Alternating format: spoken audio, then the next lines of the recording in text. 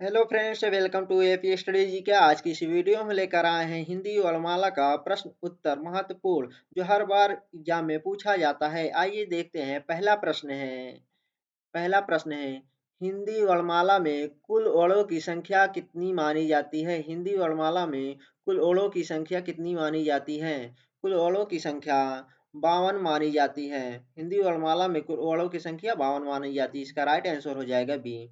अगला प्रश्न है हिंदी में मूल स्वर कितने होते हैं। मूल स्वर कितने हैं हिंदी में। इसका राइट आंसर हो जाएगा बी 11।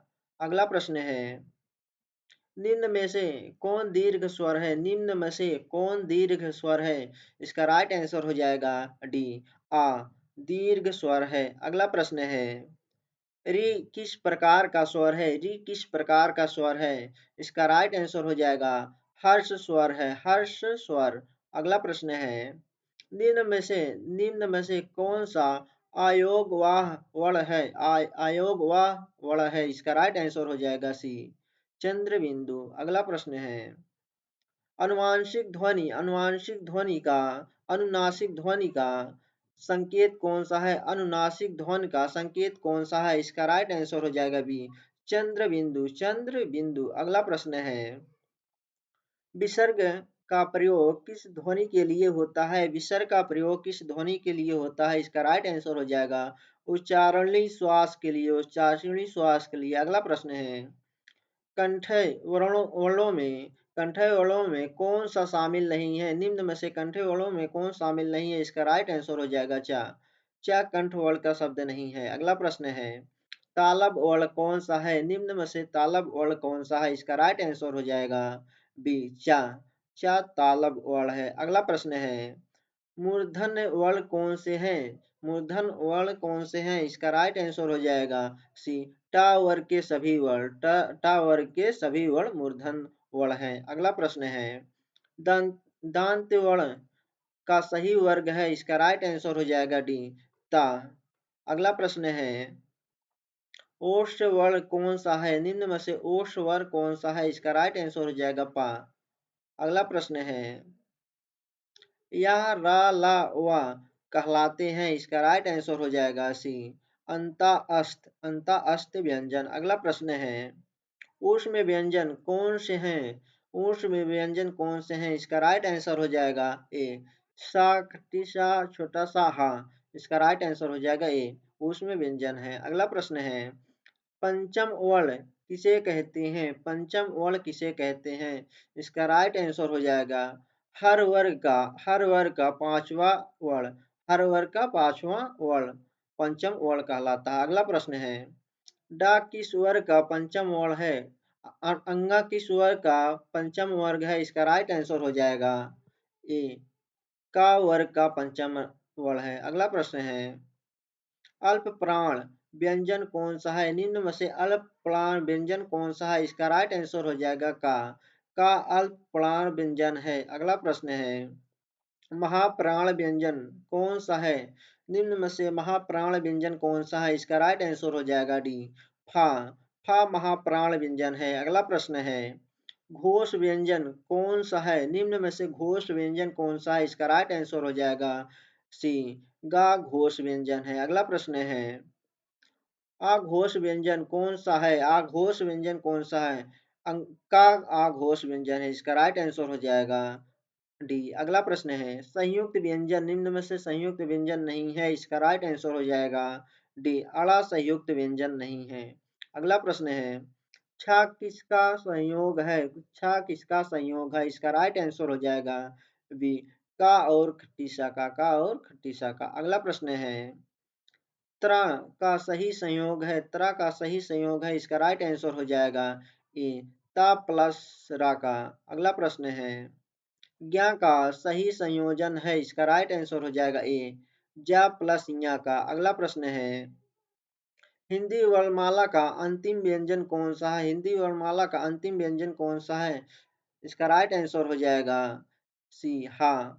अगला प्रश्न है हिंदी में स्वरों की मात्राएं लगती हैं। हिंदी में स्वरों की मात्राएं लगती हैं। इसका राइट आंसर हो जाएगा केवल व्यंजन पर। केवल व्यंजन पर। अगला प्रश्न है किस स्वर की कोई मात्रा नहीं होती है? किस स्वर की कोई मात्रा नहीं होती है? इसका राइट आंसर हो जाएगा ए आ का कोई मात्रा नहीं होता है। अगला प्रश्न है, वर्ण और ध्वनि का संबंध कहलाता है, वर्ण और ध्वनि का संबंध कहलाता है। इसका राइट आंसर हो जाएगा बी ध्वनि विज्ञान, ध्वनि विज्ञान। अगला प्रश्न है, हिंदी लिपि है, हिंदी लिपि देवनागरी लिपि है। अगला प्रश्न है, देवनागरी लिपि की विशेषता नहीं है। इसका राइट आंसर हो जाएगा डी ध्वनात्मक नहीं है, ध्वनात्मक नहीं है। अगला प्रश्न है, हलंत का प्रयोग होता है, हलंत का प्रयोग होता है। इसका राइट आंसर हो जाएगा स्वर हटाने के लिए, स्वर हटाने के लिए। अगला प्रश्न है, का में कौन सा चिन्ह लगा है? का में कौन सा चिन्ह है? इसका राइट आंसर हो जाएगा सी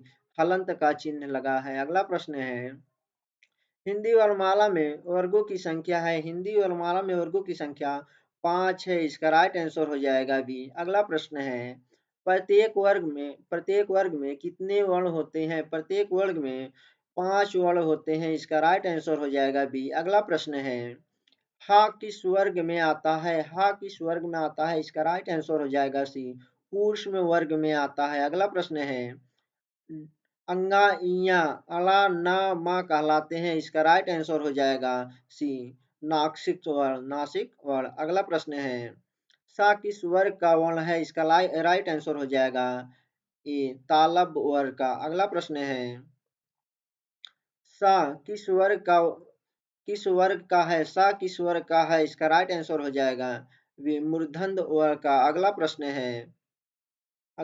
है, सा किस वर्ग का है? इसका राइट आंसर हो जाएगा सी दांतन वर्ग का, दांत वर्ग का। अगला प्रश्न है, हिंदी में कुल व्यंजन कितने हैं? हिंदी में कुल व्यंजन कितने हैं? इसका राइट आंसर हो जाएगा वी 33 व्यंजन। अगला प्रश्न है, ज्ञ का उच्चारण आधुनिक हिंदी में प्राय कैसे होता है? आधुनिक हिंदी में ज्ञ का प्रयोग कैसे होता है? ज्ञ का प्रयोग कैसे होता है? इसका राइट आंसर हो जाएगा ये आधा ज्ञ और या से मिलाकर ज्ञ। अगला प्रश्न है, कौन सा स्वर संयुक्त स्वर नहीं है? कौन सा स्वर संयुक्त स्वर नहीं है? इसका राइट आंसर हो जाएगा सी री संयुक्त स्वर नहीं है। अगला प्रश्न है, ए बना है। इसका राइट आंसर हो जाएगा ए प्लस प्लस ए से इसका राइट आंसर हो जाएगा ए। अगला प्रश्न है, औ बना है। इसका राइट आंसर हो जाएगा बी ए प्लस ओ से, ए प्लस ए से बराबर औ। इसका राइट आंसर हो जाएगा बी। अगला प्रश्न है, वर्णमाला का सही क्रम आधारित है, वर्णमाला का सही क्रम आधारित है। इसका राइट आंसर हो जाएगा बी उच्चारण स्थान पर, उच्चारण स्थान पर। अगला प्रश्न है, हिंदी वर्णमाला का वैज्ञानिक आधार किस भाषा से है? इसका राइट आंसर हो जाएगा सी संस्कृति भाषा से। अगला प्रश्न है, हिंदी में स्वर कितने प्रकार के माने जाते हैं? हिंदी में स्वर कितने प्रकार के माने जाते हैं? 3 प्रकार के। इसका राइट आंसर हो जाएगा वे कौन कौन से? हर्ष स्वर, दीर्घ स्वर, संयुक्त स्वर। अगला प्रश्न है, निम्न में से कौन सा हर्ष स्वर है? निम्न में से हर्ष स्वर कौन सा है? इसका राइट आंसर हो जाएगा ओ हर्ष स्वर है। अगला प्रश्न है, ए किस प्रकार का स्वर है? ए किस प्रकार का स्वर है? इसका राइट आंसर हो जाएगा दीर्घ स्वर है। अगला प्रश्न है, निम्न में से कौन सा संयुक्त स्वर है? निम्न में से डी। इसका राइट आंसर हो जाएगा ए संयुक्त स्वर है। अगला प्रश्न है, अंक में प्रयुक्त चिन्ह है, अंक में प्रयुक्त चिन्ह है। इसका राइट आंसर हो जाएगा अनुस्वर, अनुस्वर। अगला प्रश्न है, आहा में प्रयुक्त चिन्ह है। इसका राइट आंसर हो जाएगा सी चंद्र बिंदु। अगला प्रश्न है, अयोगवाह वर्णों की संख्या है, अयोगवाह वर्णों की संख्या है। इसका राइट आंसर हो जाएगी 2। इसका राइट आंसर हो जाएगा 2। कौन कौन से? अनुस्वर और विसर्ग। अगला प्रश्न है, हिंदी व्यंजन का उच्चारण मुख्यतः किस पर आधारित है? हिंदी व्यंजन का उच्चारण मुख्यतः किस पर आधारित है? इसका राइट आंसर हो जाएगा सी उच्चारण स्थान पर, उच्चारण स्थान पर। अगला प्रश्न है, का उच्चारण स्थान है, का उच्चारण स्थान है। इसका राइट आंसर हो जाएगा कंठ। अगला प्रश्न है, चा का उच्चारण स्थान है। इसका राइट आंसर हो जाएगा अभी तालु। अगला प्रश्न है, टा का उच्चारण स्थान है, टा का उच्चारण स्थान है मूर्धा। अगला प्रश्न है, ता का उच्चारण स्थान है। इसका राइट आंसर हो जाएगा डी दांत। अगला प्रश्न है दंत। अगला प्रश्न है पा का उच्चारण स्थान है निम्न से पा का उच्चारण स्थान है। पा का उच्चारण स्थान ओष्ठ है।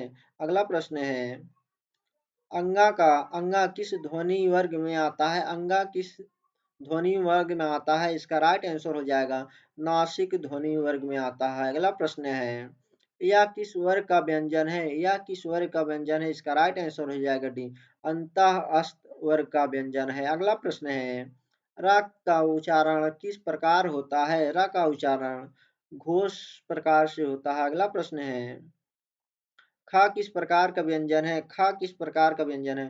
ख आघोष महाप्राण व्यंजन है। ख आघोष महाप्राण व्यंजन है। अगला प्रश्न है ग है ग है आघोष अल्प प्राण आघोष महाप्राण घोष अल्प प्राण या घोष महाप्राण। इसका राइट आंसर हो जाएगा सी घोष अल्प प्राण। अगला प्रश्न है घा है घा है। इसका राइट आंसर हो जाएगा बी घोष महाप्राण। घा घोष महाप्राण है। अगला प्रश्न है का है का आघोष अल्प प्राण है। का आघोष अल्प प्राण है। अगला प्रश्न है हिंदी में कुल वर्गीय व्यंजन कितने हैं। हिंदी में कुल वर्गीय व्यंजन कितने हैं 25 हैं। अगला प्रश्न है वर्गीय व्यंजन के अतिरिक्त व्यंजन कहलाते हैं। इसका राइट आंसर हो जाएगा सी अवर्गीय व्यंजन। अगला प्रश्न है निम्न में से अवर्गीय व्यंजन नहीं है। इसका राइट आंसर हो जाएगा डी का अवर्गीय व्यंजन नहीं है। अगला प्रश्न है सा खट्टी सा छोटा सा में समानता है। इसका राइट आंसर हो जाएगा सी ऊष्म ध्वनि ऊष्म ध्वनि।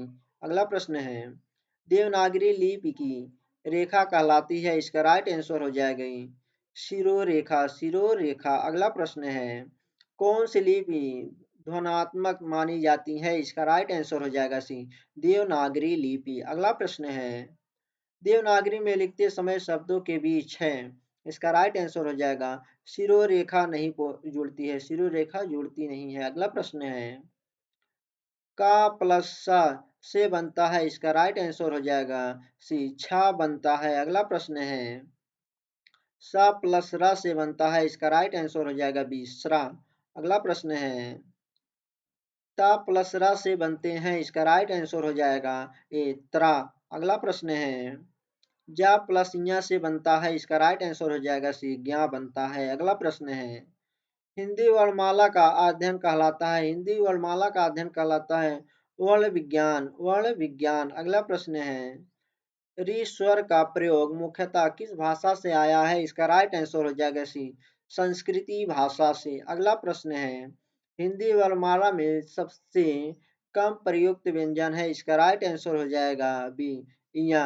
अगला प्रश्न है हा का उच्चारण स्थान है। हा का उच्चारण स्थान है। इसका राइट आंसर हो जाएगा ए कंठ है। अगला प्रश्न है विसर्ग का प्रयोग समानता किस भाषा में अधिक है। इसका राइट आंसर हो जाएगा सी संस्कृति भाषा में। अगला प्रश्न है हिंदी में विसर्ग का प्रयोग आजकल होता है। इसका राइट आंसर हो जाएगा सीमित होता है। अगला प्रश्न है अनुस्वर का प्रयोग होता है। इसका राइट आंसर हो जाएगा बी नासिक ध्वनि के लिए नासिक ध्वनि के लिए। अगला प्रश्न है हिंदी वर्णमाला का क्रम सबसे पहले व्यवस्थित किया गया था। इसका राइट आंसर हो जाएगा सी संस्कृति में। अगला प्रश्न है वर्णमाला का वैज्ञानिक क्रम आधारित है। इसका राइट आंसर हो जाएगा उच्चारण स्थान पर उच्चारण स्थान पर। अगला प्रश्न है अस्वर की विशेषता है। अस्वर की विशेषता है। इसका राइट आंसर हो जाएगा अभी मात्रा रहित होना मात्रा रहित होना। अगला प्रश्न है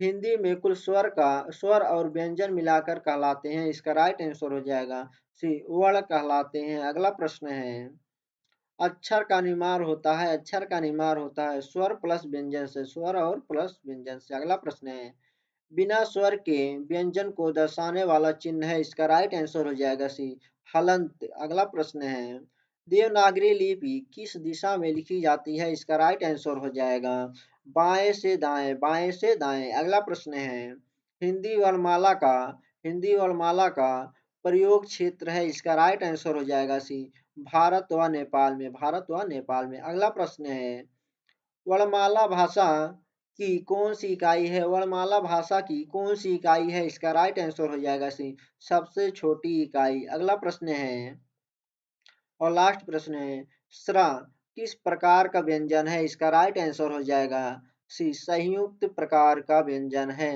थैंक यू फ्रेंड्स, वीडियो अच्छी लगे चैनल सब्सक्राइब और लाइक करें। जय हिंद।